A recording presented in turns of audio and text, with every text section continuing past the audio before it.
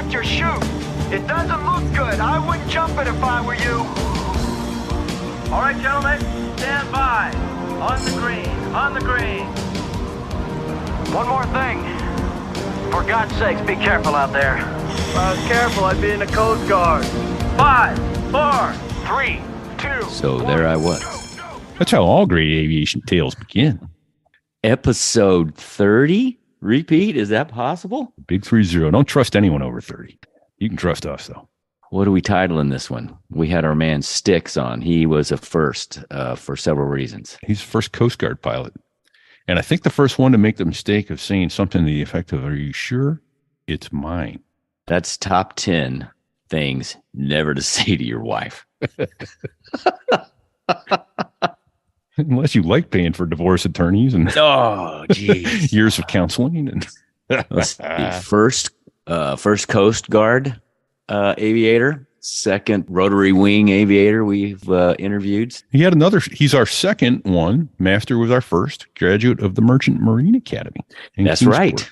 Yeah, That's right. And he talks about that, which is kind of unique. And he goes into a little more information about that. And if there's any listeners that have soon-to-be college-age children or relatives, this is good information. it is great information. Boy, if I'd have only known.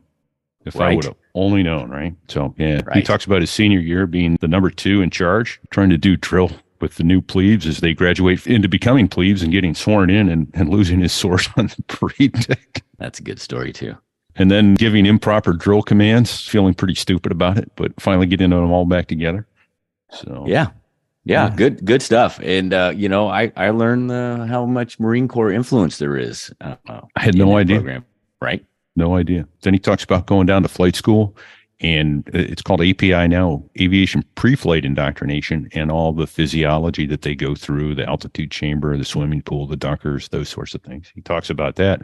And he's now also a medical professional. He's not a professional pilot anymore. He does fly with the Civil Air Patrol and some civils, that sort of thing now. But now he's a medical professional. He talked about some of what happened to Yogi on Happy Birthday Yogi episode. Oh, right. He talked Yeah. about the pool and the physiology and the altitude chamber and hypoxia and all that kind of stuff. So that's kind of neat information.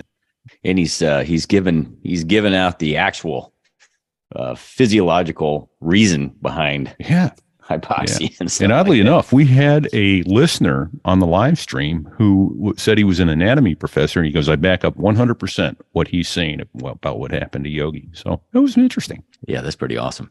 Well, let's get into the episode. It's still a couple weeks before Christmas, so you're going to have time for Robin's Bird Brain Designs to help you get a custom Christmas gift out there. Show somebody you've put some thought into doing something for them for their Christmas. Thank you to Robin, because I am set for several Christmas gifts because of her.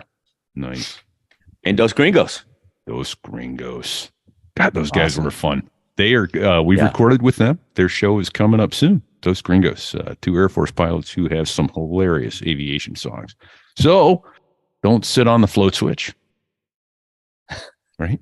Another helicopter episode. Don't sit on the float switch. I'll sit on it. Yeah. Sit back and enjoy episode 30. Living too fast, slow, and others scorn it. When I can still pitch and roll, that other guy's going out of control. I wish I had the alpha of a hornet. So there I was. Which is how all great aviation stories start. Welcome. This is Fig. I'm in Kansas City. And my co-host, Repeat, where are you? I'm home tonight in New Hampshire. And we've got a guest with us tonight who is also from New Hampshire. This is our second rotorhead. Don't you guys know those things are dangerous? Welcome, Styx. Greetings, Repeat, and Fig. And it's exciting to be here. Thank you for having me. So You know, you are digging the bottom of the barrel by pulling me. I will tell you that right now. quite hardly.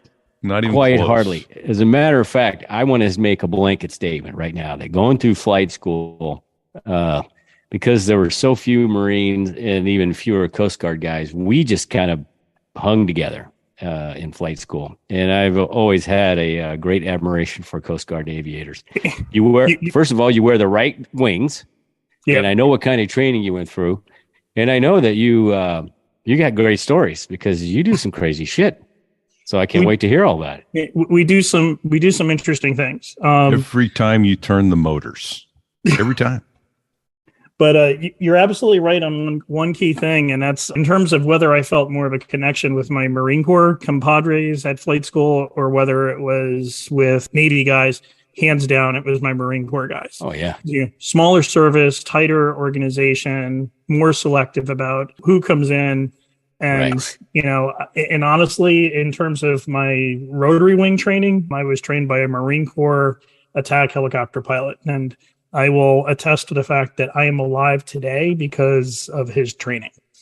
Outstanding. And let me just make another point, and maybe you can correct me if I'm wrong, but before you could go to flight school, you had to spend how much time as a Coast Guard officer before you went to flight school? I was in my third year as a Coast Guard officer before I selected for flight school.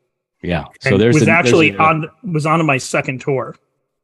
That's another similarity. Marines just don't go to OCS and then go to flight school. We go to the basic school first. So by the time we actually get to flight school, we're about a year into our commission almost. Whereas, you guys show up another year's season. So that's another thing we had in common. Yeah, exactly. When I checked in for flight school, I was a Lieutenant JG. And by the time I winged, I was an 03. I had pinned on Lieutenant. Right. Outstanding. And you know what I can tell you is that one of the bigger differences is all of the pressure that they sort of put on you. Your perspective is so much different because, I've been out in the fleet a little bit. I know a little bit of what reality is. And, the training command environment just wasn't as intimidating. Yeah. But, Right. it is what it is. Yeah. So, then let's back up and start with, how did you get interested in flying? And then tell people what your commissioning source was. It's a little different than most. And in fact, I was a captain in the Marine Corps instructing other Harrier pilots when I even found out your commissioning source existed. That's how little known it is. Right. I had probably, I think, one of the most exciting, one of the most interesting paths towards becoming a Coast Guard aviator. So for me, why would I go into aviation? Well, that's like asking, why do you get up and breathe in the morning? Yeah, you got to do it. And it's something that somehow had always fascinated me. I wanted to fly since I was a little kid. My dad actually worked at Avco Lycoming in Stratford, Connecticut. So he actually designed the ignition system on the Huey helicopter, and he used to bring home pictures of different helicopters. And I remember looking at those when I was younger. In a whole nother segue, there's this television show that I remember, two different television shows that I remember watching when I was a kid. The first one was the TV show Emergency with Johnny and Roy DeSoto. Johnny Gage. Yeah. Squad 51. Exactly. Ringers and Lactate, TKO.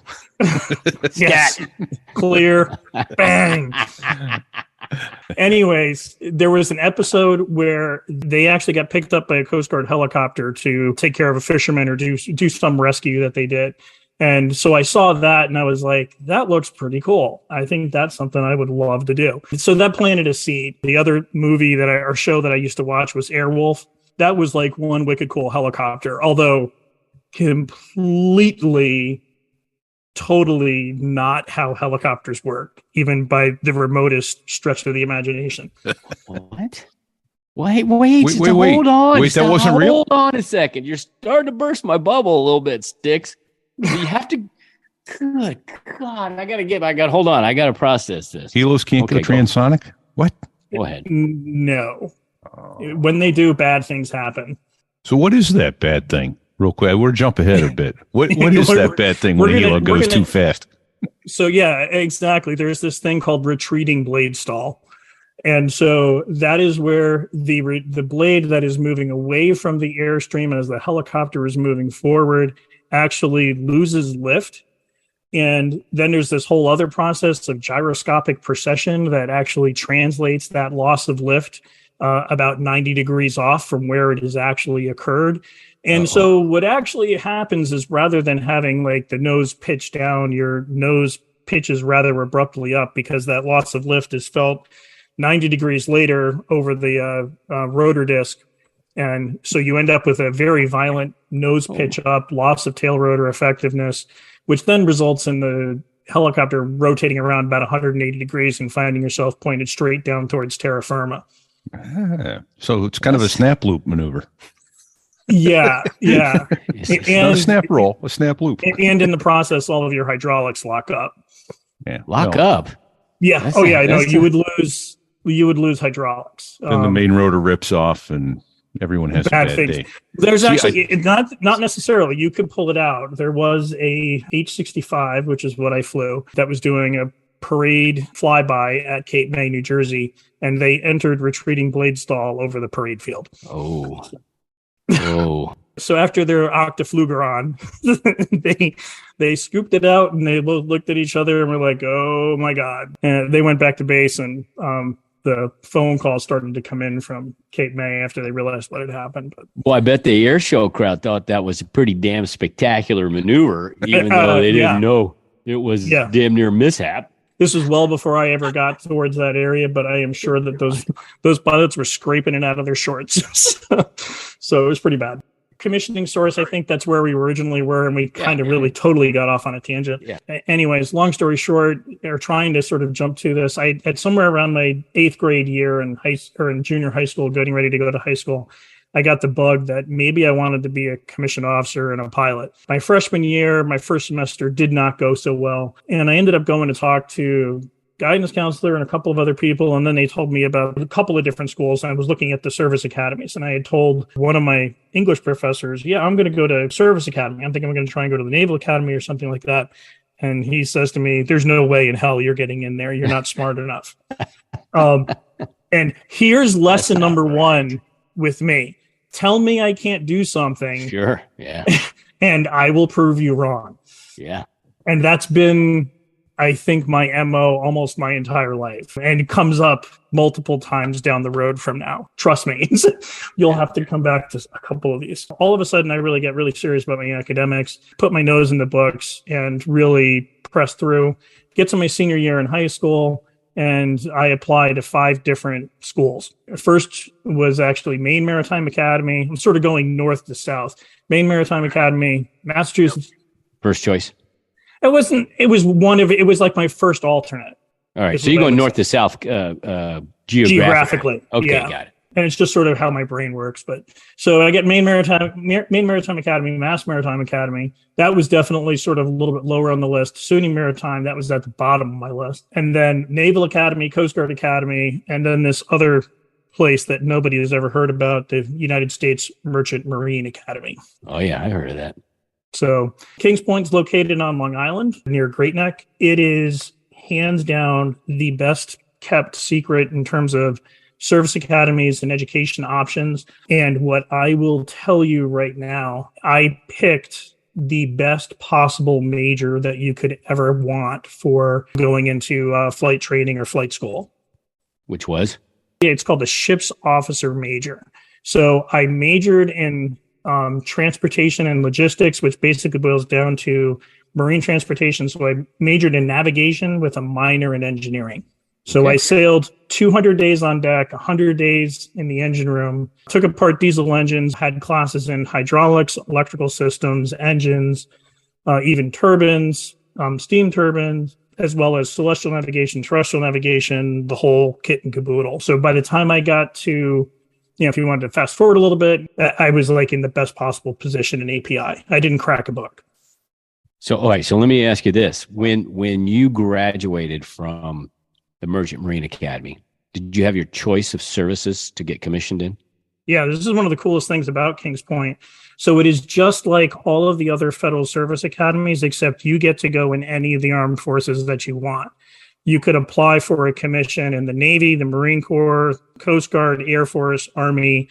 I had classmates in the Navy, of course, because you're actually a naval ROTC midshipman at that time. So I graduated with a class of around 200 students. Out of those 200 students, 25 of my classmates went Navy flight. Another 25 went NFO. 8 of us went Coast Guard. About 6 or 7 went Air Force. Another 5 or 6 went Army. And 5 went United States Marine Corps. Hoorah. Wow. Wow. Oh, okay. And is that an average class size graduating class? So around 200 students is an average class size.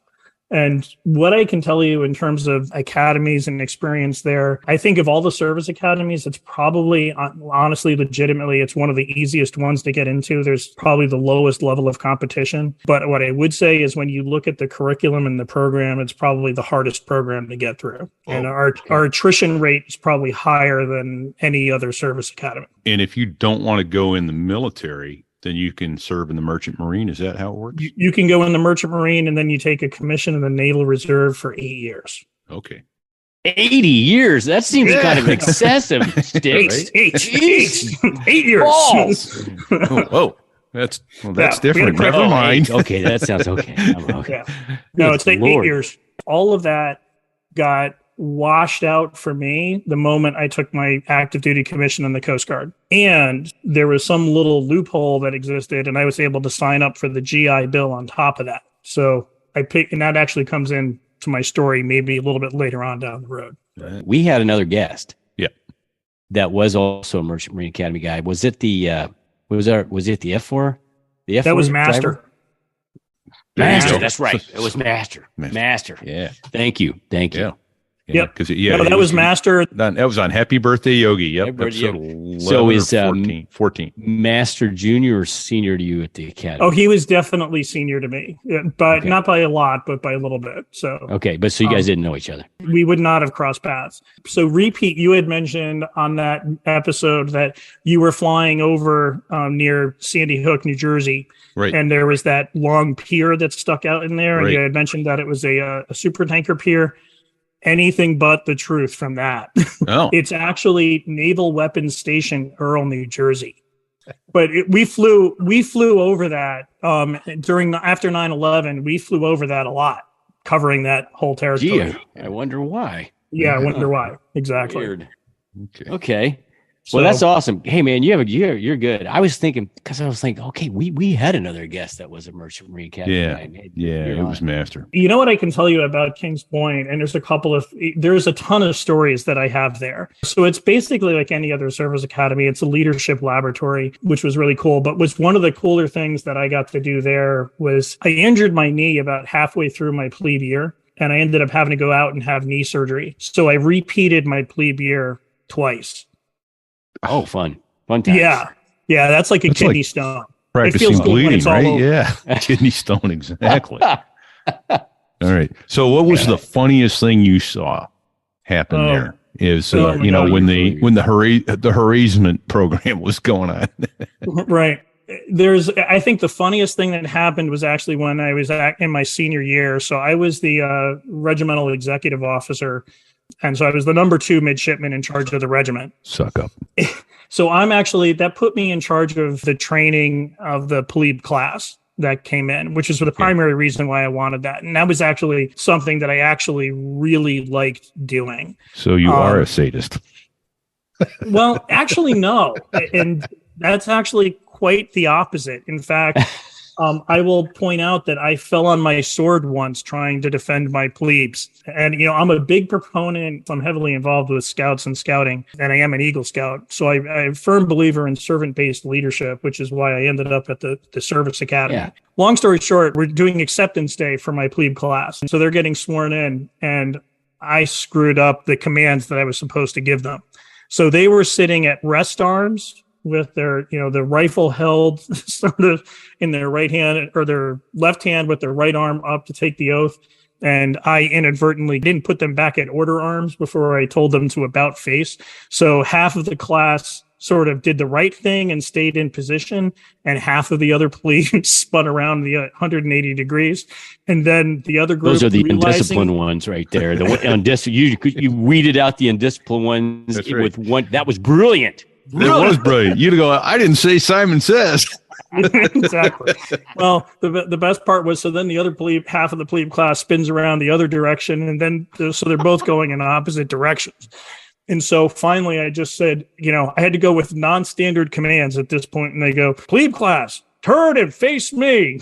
I said, order arms and turn and face me. And they finally get all turned around back the right direction. That's awesome. And then it gets better. So we're doing now, pass and review. It's all a service academy crap. Yeah. So I'm in the Reg Wedge, and we go past the flag officers.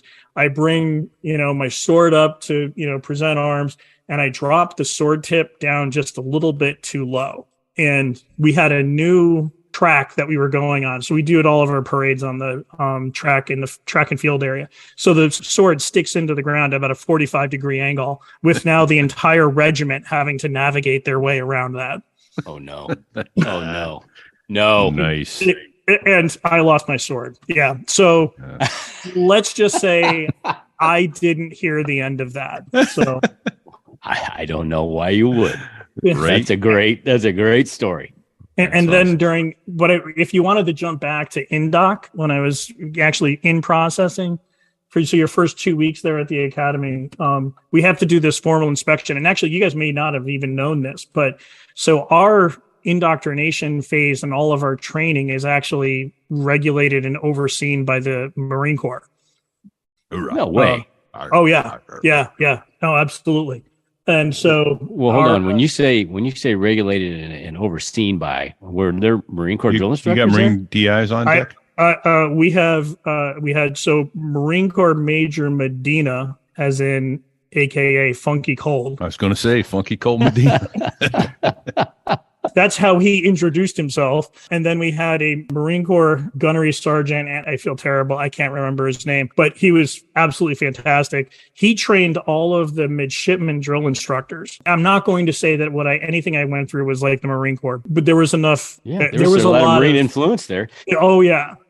No wonder you Coast Guard guys show up with all that, wearing your uniform right and everything, because you started with your service academy. Yeah, well, actually, it wasn't the Coast Guard Academy. It wasn't the Coast Guard Academy, but I think the difference is, and the reason why the Coasties and the Marines are so tight, is we're such a small organization. Yeah, I agree with that. I went back and looked in sort of preparation for this. I am like the very average Coast Guard aviator. Okay. There is nothing that I did that was all that special. And what that actually says is, I think, says a lot about what the Coast Guard does. Some of the stuff that I did was maybe a little bit out of the ordinary. There are some outstanding Coast Guardsmen that are out there. I worked with a lot of them. I'm proud to say that I'm one of them. And I think it's that connection between having such a small service, being highly selective. There's a certain degree of expectations that come with being a Coast Guardsman, that there's a lot of parallels between that and the Marine Corps. So how competitive was it? Well, let me ask it another way. Were there classmates of yours that wanted to be Coast Guard officers that weren't accepted? Yeah. Yeah, okay. Absolutely. So how, give me numbers, percentage, what? Yeah, all total. So out of a class of 200, there were about 16 of us that applied for Coast Guard commissions, and I believe 7 of us were picked per pick. Wow. Okay. That's well done, sir.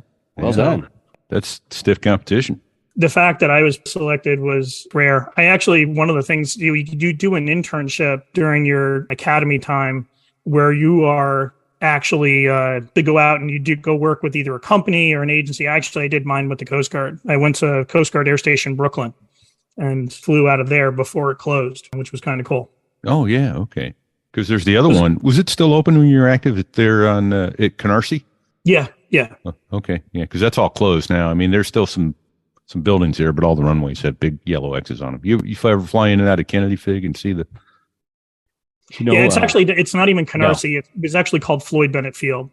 Oh, okay. If you ever do that VOR to 13 left at Kennedy, it takes you right over that field. The Canarsie VOR. It's the Canarsie VOR and the Floyd Bennett Field. It's a closed Coast Guard station, I knew, but yeah, awesome. All right, Sticks. So you finally get an aviation slot in the Coast Guard. 2 years in. Oh, was it right. 3 years in? It was 3 years in. I had entered into the Marine Safety Field. I did accident investigations primarily, which was actually kind of cool. So basically, like Exxon Valdez runs aground, you'd find out why it ran aground. At that same time, I had talked with my unit CO and said, hey, I'm thinking about going to flight school. He said, well, why isn't there an application on my desk yet? That's a good sign.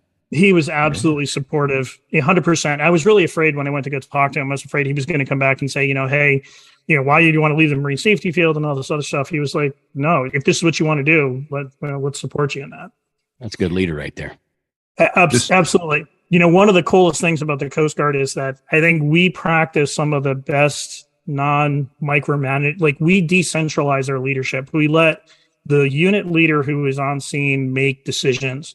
Well, that sounds familiar. Repeat. Yeah, exactly. We back those up. And that, in fact, is one of the key reasons why the Coast Guard was so successful in Katrina. Right, exactly right.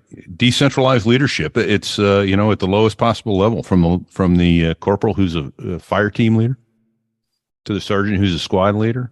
Let them make decisions. Back them up when you can. When they screw up, remediate in private and move on. It's a successful formula. Yeah, exactly. Yeah. What was enabled and I was not directly involved in any of the events of Katrina, but I was in during that time period.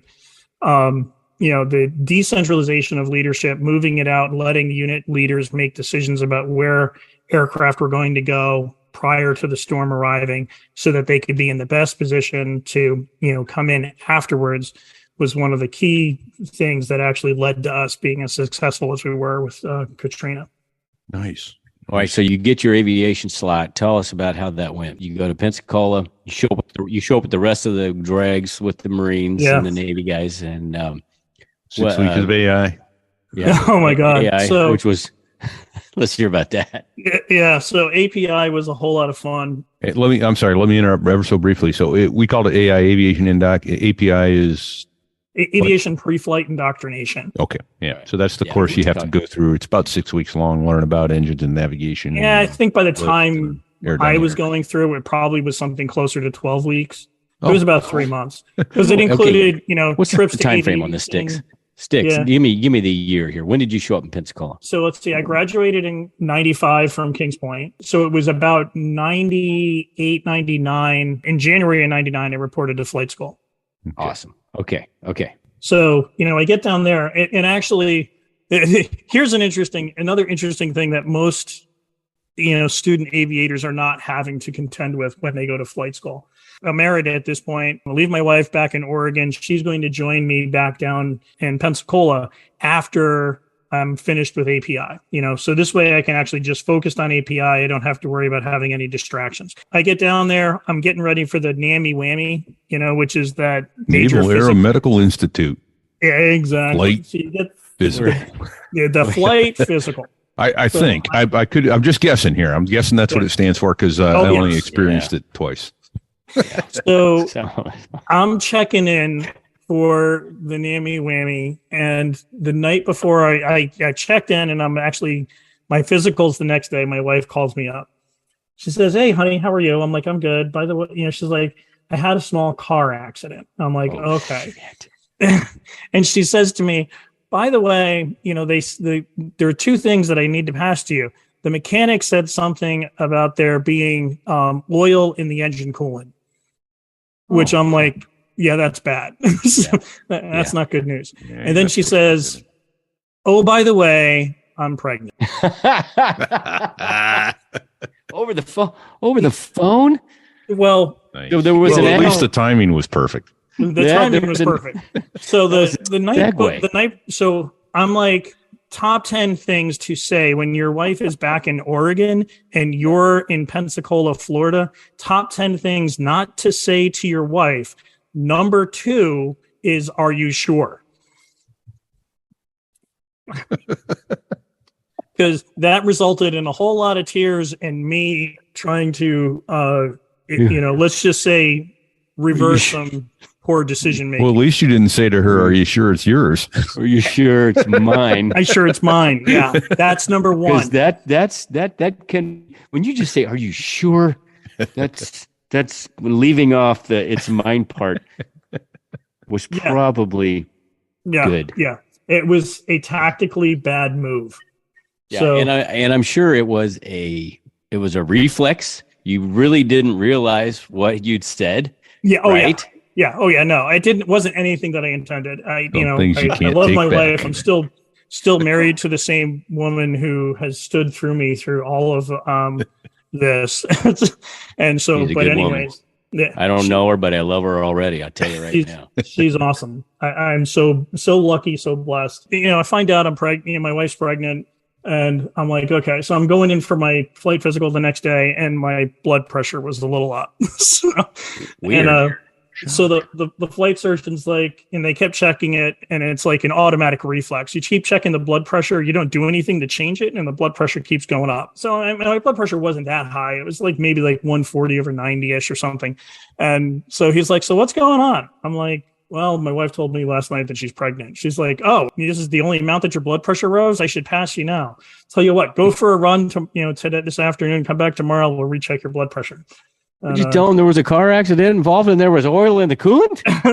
I overlooked that. Fucking crying out loud. There's oil in the coolant. Yeah, I missed the important facts. So. Yeah. You're not supposed to put oil in the radiator, so I'm guessing it was a head gasket. I could be wrong. Yeah. They made you come back the next day and redo your blood pressure? Yep. So I get through API. Quite honestly, it really was not a stress at all. I did do, I worked in study groups. I said I didn't crack a book. I didn't really have to study much at all. I found myself helping more of my classmates than anything else. Yeah, man. Hydraulics, turbines, you probably had a pretty good idea of all that mechanical.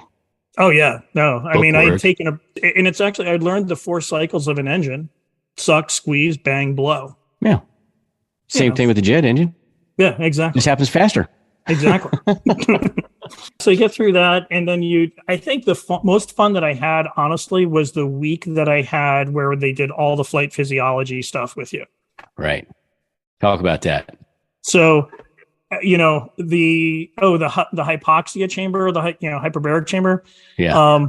So they gave me, so most people got like cards and they had to sort them, or they either were doing patty cake. Hey, wait. I'm going to slow you down just for a second. Sticks.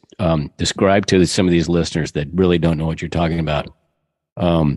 It's a giant tube, and they pressurize you. Actually, they take air. They take oxygen. Yeah. They depressurize. Yeah, they take you up at altitude. So kind of explain that. Probably fit 8 or 10 people in there. So I'm going to warn you, Repeat knows this. I'm not going to go too much into the weeds because I could certainly drag you all down into the weeds. Yeah, let's not go too far down. But yeah, I'm not going to go too far. So you go into this pressure sealed or pressure controlled chamber. Yeah. They call it altitude chamber for right. It's like layman terms, the altitude chamber. Exactly. And there's a number of things that they do with you. Number one, they're going to take you up to about an altitude of 25,000 feet just so you can feel what the pressure difference feels like. So you can feel your ears pop and all of that. You learn how to clear your ears and do a Valsalva maneuver. Next, what they do is they take you back down to 10,000 feet, I believe. And then they actually have you take your reserve oxygen off or something around there. And what is kind of cool, you become hypoxic. And so you're given these basic rudimentary tasks that you have to do, either sort cards by color or play patty cake with somebody else, or in my case, give you that preschool shape sorter. Right, with the square block and the round block. Exactly. And the so star the block. the square, the Triangle. block, the circle, the triangle. So you have to take your oxygen mask off. You become hypoxic. You obviously get confused, and you have to then put the shapes in there. No problem. Sailed right through that without any problems. They also showed you in advance that you pull the 2 halves of them apart to pull the parts, to get the parts out and then put them back in. What does Mr. Wizard here do? He tries to pull the parts back through the same hole that I put them in. So describe to the listeners, when you're hypoxic, it's almost like you're drunk, but you're not drunk. You just can't do what you think you need to do. Oh, absolutely. Weird, right? Everything you're become incredibly stupid. And, from an anatomy and physiology perspective here, your brain has 0 reserve capacity for both glucose and oxygen. And once you're depleting either one of those, you're about as dumb as a box of rocks. Oh, there's some comments you could make there, right? Oh, he's hypoxic. That's his problem. Yeah. So there are some telltale symptoms, right, of hypoxia that hopefully this teaches aviators so that you recognize. Here's one of the key ones, and I think one of the most important ones for anybody who is in aviation to go to completely understand. And so one of the key things they do is they hold up a color wheel. And there is 64 colors on that color wheel. And when you're hypoxic, you're looking at that color wheel, and they do turn the lights down a little bit, but you're looking at that color wheel, and there are 4 colors there. They then tell you to put the oxygen mask back on, and you watch those 4 colors become 8, the 8 becomes 16, the 16 become 32, all the way up to 64 colors. A couple breaths of pure oxygen, and boom, it's all back. Right.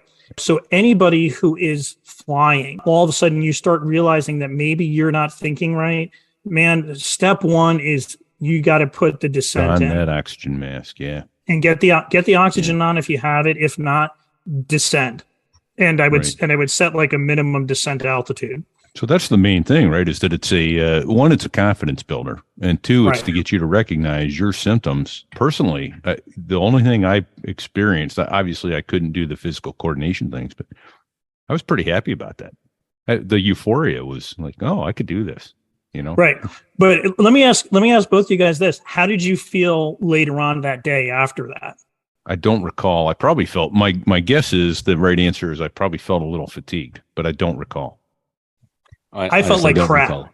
I honestly, I remember it. I felt like crap. I was tired. I had a headache, lost the appetite, and nauseated for about 24 hours. Wow. Okay. Is that normal symptoms of hypoxia? Yeah. So post hypoxia. Exactly. Absolutely. Okay. Since we're on the topic of flight physiology, I'll bring you back to one other quick thing. And this actually goes back to one of your previous episodes. Happy birthday, Yogi. So when he was partially ejected out of the airplane, the reason why he blacked out was not because he became hypoxic per se, but it was more that he had too much CO2 in his system. He could not, his upper airway became a pitot tube. Yeah, he couldn't expel it, right? I mean, he couldn't get air out. Yeah. It had nothing to do with the fact that he couldn't get air in. It was like a CPAP machine gone rogue. Yeah, that's a good analogy. In reality, he became hypercapnic. So he held on to too much CO2 and lost consciousness as a result of that. And for those that are wondering, Styx is in fact a medical professional, so he speaks from whence he knows. That's an interesting segue too. Towards the end of this a little bit, but so yeah, I know I'm dragging you guys into the weeds, and I totally apologize, but I'm hoping I'm at least giving you some good ammunition to work with. No, that's great. So API was awesome. What was always fun was watching, like, you get these big muscular guys that come in and they could do the push-ups, the sit-ups, and the run and all that stuff. Put them in a swimming pool and they sink like an anchor. Right. A rock. And then try putting them in a flight suit and swim a mile. And if you guys remember that experience. I remember the mile swim. Oh, yeah. The mile swim in a swimming pool. Yep. Holy moly. In a flight suit. Yeah. Do we have to wear boots? Can we take the boots off? I don't think we had boots on, but I don't recall now. For the mile swim, you did not. But at least when I went through, you had to be able to swim a quarter mile with boots, a vest, helmet, and flight suit and gloves. Okay. Gotcha. So you had to be able to at least do like 1,200 yards. I just remember during some of the swim calls, we all show up and we get the boxers swim trunks on and all that. And then all the Italians that were in our class that were there with Speedos. Show up with the banana hammock. Yeah. Yeah. The Italians and the we are very sexy men. We are not afraid. Yeah. What?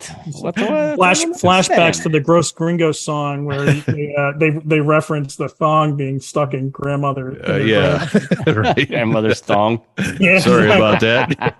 Oh my God. Sorry about that, folks. Bad right, visual. Well, did you stay there, Milton, for primary? Yeah, I went through. So I get through API. I get to lighting. I go through VT3, fly the T-34, and was trained by an Air Force F-15 pilot. Okay. That's the modern times right there. Yeah. Exactly. So let's just call him Nooner, for lack of a better term. Or I don't know what his actual call sign was, but I know what his last name was.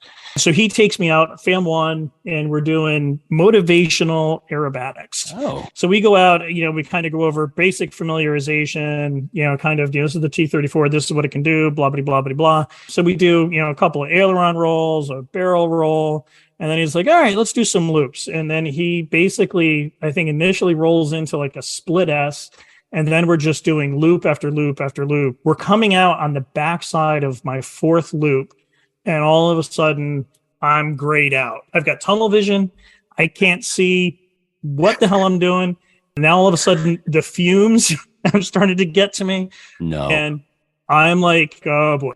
But I was prepared. I had 2 Ziploc bags, double Ziploc bag, and I hurled my guts. So he rolls out. I hear this voice come over the ICS, and Nooner's like, all right, it's okay. You're all good. Just let that evil out. I'm like, oh my gosh. I'm like, on FAM 1, thanks, pal. Yeah. I remember reading the report afterwards, and he's like, air nauseous ×1 appears to be flight adapted. We'll continue to monitor. I was like, thanks a bunch. I don't recall Acro being part of FAM 1. I don't think it was supposed to be. I think that was your welcome to flight training, Coast Guard guy. I'm going to show you what F-15 guys do. I think he had like notches on his bedpost. Where, oh, look, I made another student puke. So primary, I get all the way up to my safe for solo check ride. And remember back to this. Remember how I said when I was checking into API, my wife calls me up and says that she's pregnant? So I pass my safe for solo check ride on a Friday. I'm scheduled to fly my solo on Monday. My wife's water breaks on Sunday. What? Yeah. Wait a minute. Was that the fastest pregnancy in history? No. Well, this is flight school. He's not API. This is safe for solo. Yeah. So you're safe for solo. So oh my gosh, it took you that long to go from API to. Yeah. No. The pipeline. I think that was pretty normal. We waited in the pools for months at a time sometimes. Yeah, that's true. Okay. Holy cow. Yeah. So your baby's about to be born on your safe for solo check ride day? Yeah, the day before. So I got grounded.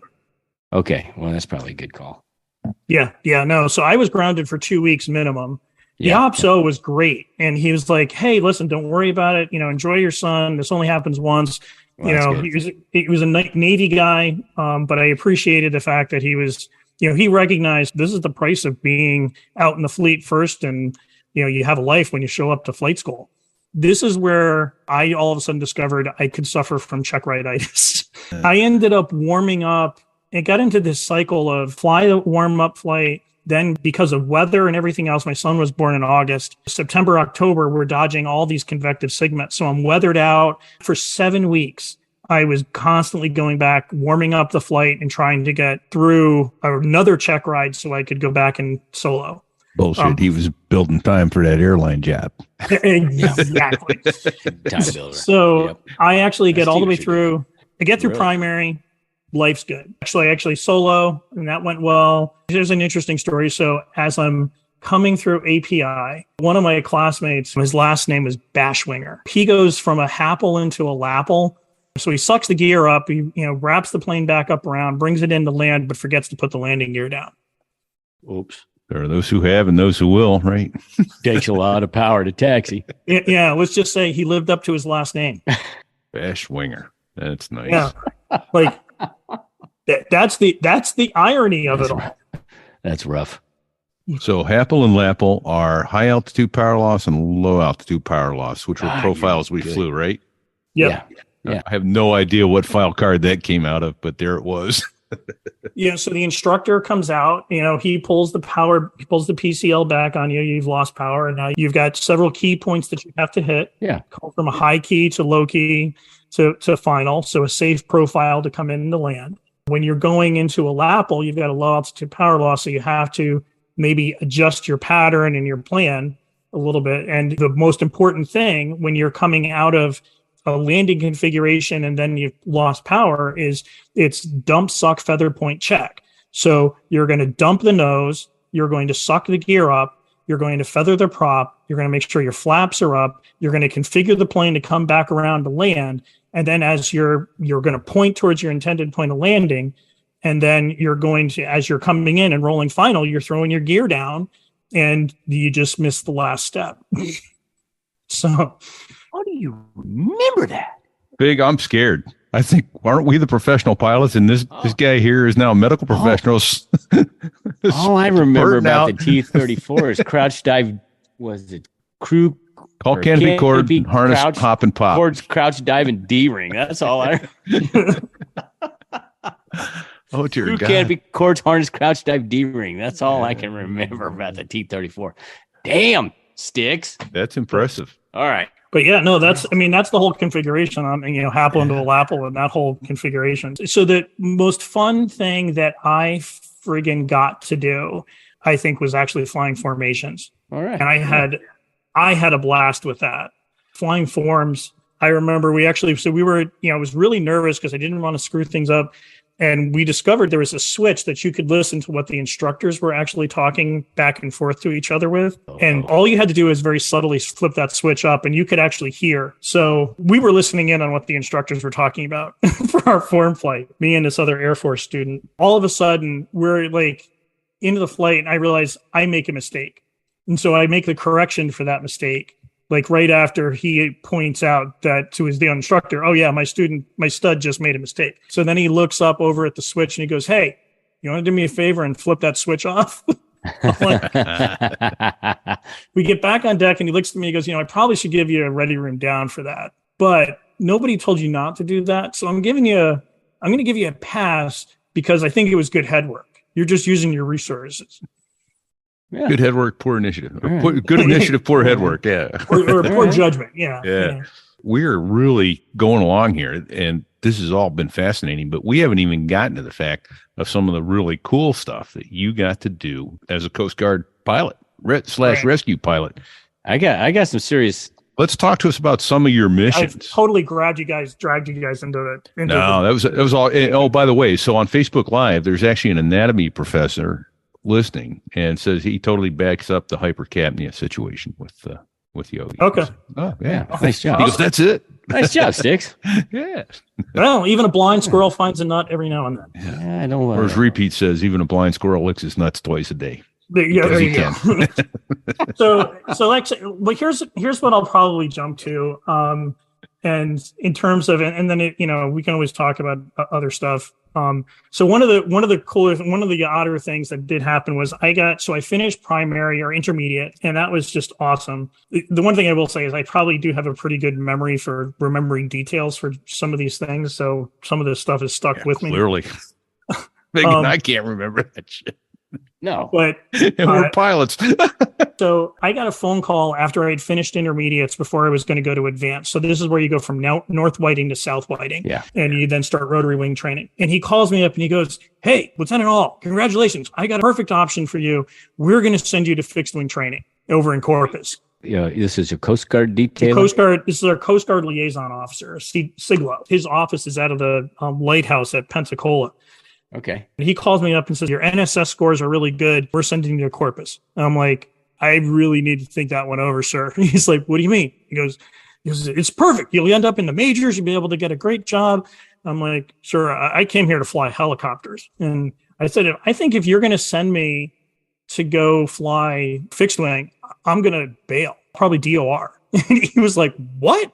Wow. He could not wrap his head around that. And I think for me, what it boiled down to was that I was so set at that moment that when you look at what Coast Guard aviators do, the pointy end of the spear is actually the aviators, the helicopter pilots, rather. Yeah. And that's what I had set my heart on. I wanted to friggin' learn how to hover. He was shocked that I would actually be so bold as to do that. And this is a Coast Guard captain. This is the first time I really spoke up for myself. And so he's like, okay, that's fine. We'll send you to Whiting. And he goes, he's like, you're making a mistake, but in your humble opinion, Captain.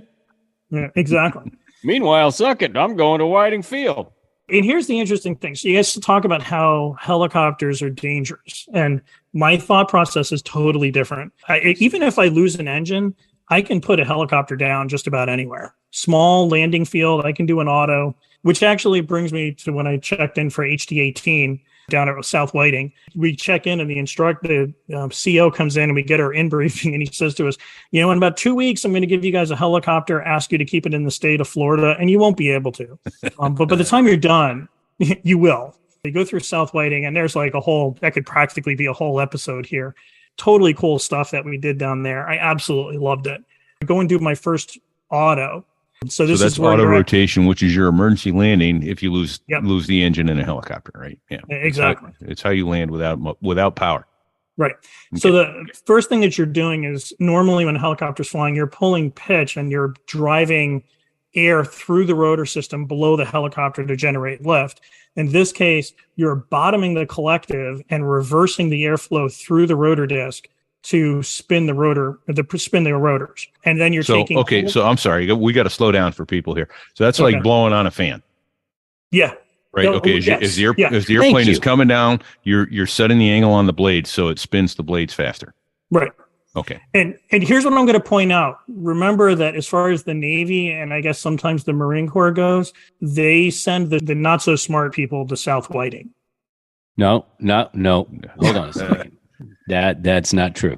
They only have a certain amount of time to hit a certain grade, to hit a certain level of proficiency. That's it. That's timeline. Right. Okay. And a lot of guys show up with a lot of time. Yeah, Yeah. like somebody in other airplanes. somebody that's I'm looking at on the screen right now. I think you had more than I did, but I mean, so that it's not a level playing field, and Sure. it's just a level of proficiency. When the music stops and you got to have a chair, if you don't Right. have a certain level of proficiency, you're not going to get jets. Right. yeah. Right. True. Okay. There's a lot of shit going on. There's a lot of different things going on, and being able to process, Yeah, it's trying to like Thoughts, juggle ideas. chainsaws and spin Yes. plates all at the same time. It's It's like trying to herd cats with chainsaws. yeah. Okay, continue. Sorry. We I digress. Yeah, no. I totally get where you're coming from. It's just the assumption is that the not so smart pilots end up down at South Whiting, which the reality is There you go. totally different than that. Oh yeah, I totally. Because the aerodynamics, and that's a whole nother thing. Aerodynamics alone, I don't think I could pass today. There are so many different phenomena that occur with helicopters. A lot of it is about power management, understanding your energy state, where you have potential energy to, and where and how you can change that, and to be able to do so rapidly on the fly. So you get through Whiting and you're trying to hover a helicopter, which I would say takes anywhere between 8 to 10 hours really to kind of become vaguely proficient at it. Now you're going to start doing your first auto rotation. So I'm out there with my instructor. He demos one, brings it down, beautiful touchdown flare, everything. Like it was gold. And I'm like, yeah, that's awesome. He's like, okay, now you get to do one. So we go up, I roll the throttle off, which is a little intimidating to begin with. Unfortunately, it's just a straight in auto, which means you're just going straight into the runway. You don't have to worry about turning because turning creates some other aerodynamic effects that you have to account for. So I come in and I start my flare and I go to do my touchdown, and I'm still carrying probably about 25 or 30 knots of airspeed as I'm starting to touch down. But I do a really nice job of sort of keeping the nose up, so I'm not digging the nose down. But I leave probably, it was a good it was a good running landing. So it was a safe auto, and you're doing full autos to the deck in this case. And this is in the TH-57, which is basically a Bell jet range. Okay. So as I'm coming in and I'm flaring and I land and we come to a full stop, my instructor's like, hey, nice job. He was really positive about it. Oh, and I will point out, this was a Marine Corps helicopter pilot that I was training with. So yet one more period in my life where I came into interaction with the Marine Corps. And I will, as I said, I think I said at the beginning of the show, I'm alive today because of this gentleman, and I will never forget him. That's for sure. Never forget what's his name. Well, I don't Just know kidding. his call sign, but I know his last name, and it's in my logbook. I actually even went back and looked. He pulls up into a hover, turns the helicopter around about 180 degrees, and he goes, "Hey, so this is what you're going to do. You see that about 150 foot set of track marks that you left behind the helicopter because you're landing on a grass field." He goes, "We're going to shorten that down to about 10 feet." I'm like, okay. And then what was funny is later on, they start to give you what's called unannounced autos. So they roll the engine back on you and you're needed to now figure out where you're going to land and where you're going to touch it down. And I was so intent on not letting them do an unannounced auto on me without doing it that I kept my hands so tight on the twist grip on the collective. Okay. And the collective is the flight control in a helicopter that collectively changes the pitch of the rotor blades. And that's actually where you adjust how much power you're getting out of the rotor system. He's trying to roll it off on me, trying to twist it back. And I've got such a death grip on it that he can't get over that. He can't get past that. So he finally says to me, he goes, you need to loosen up your grip on the throttle so I can roll it off on you. Oh, okay. Nice. Ultimately, I get through HD18. I wing. This is actually where I'm going to sort of take things to a slightly different direction. We've kind of maybe had a little bit of fun so far. There's a gentleman that wings behind me who's another Coast Guard aviator, and his name's Dale Taylor. Absolutely awesome guy, and I'm not sure that at times I would have made it through flight school without him. And what I will point out is that we lost Dale in 2012. Routine training flight out of ATC Mobile in the H-65, training a new Nugget pilot coming out of Whiting. Dale was doing approaches to the water, teaching approaches to the water, and they had what's called a CFIT event, or controlled flight into terrain. Daytime or nighttime? Yeah, it was night approaches to the water, And do you guys fly with NOGs? Yeah. No? Oh, yeah, absolutely. By this point, we were definitely flying with night vision goggles. What I can say about Dale, I wasn't super close friends with him, but he winged quite literally the week after me. And I remember going through flight school, and there were times when you come out of a flight and you're like, man, this was rough. I didn't do as well as I wanted. And I remember Dale constantly, like, if you passed him, he was like, hey, don't worry about it. You got this. Keep pressing on. Or just a fist bump or a look. As you're passing him in the, coming in and out of the brief. And I could not have thought of a more kind, caring individual than Dale. I think what shocks me a little bit when you look at the register of Coast Guard aviators, he's effectively the Coast Guard aviator that winged right after me. That's rough. I was lucky to have known him. I was lucky to have contact with him. His wife wrote a book about his life and his experience. He's also was awarded the Coast Guard Medal of all things.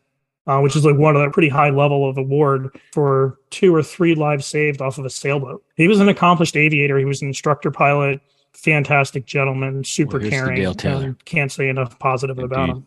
Thank you for your service and to his family who has sacrificed for us. Absolutely. I think that's so important to recognize that it's not just the service members themselves, but it's their families. Okay, and before we go any further, I'm going to tell you, I found it on Goodreads. It's called Night Flight, The Courage and Calling of a Coast Guard Pilot by Teresa Taylor and Mark Wyatt. Oh, that's awesome. So, yeah. That's the name of the book. Yeah. Thank you. So, after talking about Dale Taylor here, this seems like a good place to break up this week's show before going into another hour with Styx. Thank you, Styx, for your service. Thank you for spending the time that you did with us today. We really appreciate that. Yeah, thanks, Styx. So there I was.us/Facebook. And so there I was.us/Rumble. Catch us on live stream. We've got a special live stream coming up this Saturday, Fig, at 10 a.m. Eastern, 15Z for our international folks. With Bonnie. She is going to be a fun interview. She was one of the first female naval aviators to fly tactical jets. And a lot of people know her story. She was the captain on Southwest 1380. Right. That was in, I want to say April of 2018, when they were going from LaGuardia to Dallas. And what happened? They had an uncontained engine failure that started a sequence of events that absolutely horrific. She's probably still getting the adrenaline out of her system 4 years later. It was horrific, yeah. Sadly, there was a fatality on that flight. One of the passengers sitting next to the window that got broken by the piece of the engine that came through the window got partially sucked out, and her injuries were fatal. Her name was Reardon. I don't remember her first name. I apologize. We'll figure that out before Saturday. But this will be a fun show. Catch us on the live stream, and then within a few weeks, the show will be up in audio. Thanks also to robinsbirdbraindesigns.com. Robin is making custom laser etched anything, but our favorites are the coasters, which have your squadron logo and your call sign, or an aircraft instrument and your tail number, or a fraternity or sorority or any other logo that you'd like on there with a name or something that's significant to you, and you could give it to somebody and it shows you spent some time thinking about a custom gift for them. And they are outstanding because I have a couple sets queued up and ready to go out as Christmas presents. Thanks to Robin. Special thanks to Dos Gringos for allowing us to use their awesome music. It is fun stuff. Those guys are great. And to Dave Hamilton over at the Mac Geek Gab for all the technical know-how and expertise and support, helping us get this show up on the air and out to you. Thank you, Dave. Thank you, Dave. Without Dave, you would not be hearing our dulcet tones. Until next week, folks. Don't sit on the ejection handle. Stay safe and check six. I'd be happy as a baby in a playpen. I'd mow 'em down like a weed eater with that 30mm. I wish I had a gun just like the A-10. Oh, I wish I had 8 AMRAAMs like the Eagle. I'd be having so much fun it'd be illegal. Like a guy who ain't been late for months, I'd shoot those fuckers all at once. I wish I had 8 AMRAAMs. When storms shut down entire ports, we go out. When hurricanes ground the United States Navy, we go out. And when the Holy Lord himself reaches down from heaven and destroys his good work with winds that rip houses off the ground, we go out. So if by some miracle you actually have what it takes to become one of us, then you get to live a life of meager pay with the distinct possibility of dying, slow, cold, and alone, somewhere in the vast sea. However, you also get the chance to save lives.